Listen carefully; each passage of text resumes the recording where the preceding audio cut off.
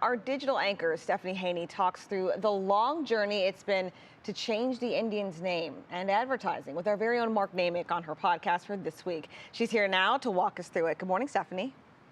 Good morning, Romney. You know, with baseball back and our home opener on Monday, the Tribe's team name is top of mind, but getting rid of it is not exactly a new idea. So this week, our investigator Mark Naymik joins me on my 3 Things to Know podcast to go over the history of calls for change.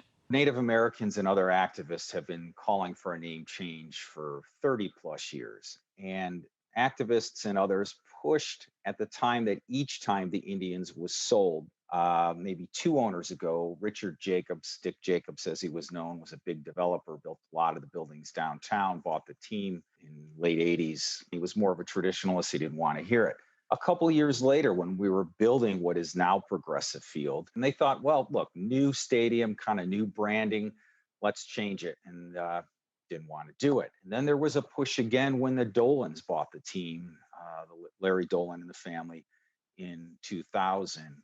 Okay, so knowing all of that, with the stadium lease up in 2023 and the team now saying the name change could be delayed until then, I asked Mark, are the Dolans thinking of selling, or is this just a coincidence? I'm going to use Paul's words, and I don't want to sound like a representative of the team, but he has a very deliberate statement out there when all of this has been asked recently. And he says the most important part of the name is Cleveland. And that to me suggests you don't set your sights on it. All right, well, that sounds like good news.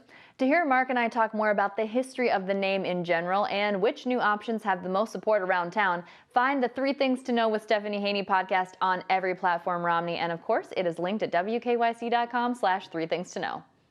So I like some of the options of spiders, guardians, municipals. I think guardians is really cool because of the Guardians of Transportation, but of course I'm biased for spiders since that's my undergrad alma mater mascot. Thanks, Stephanie.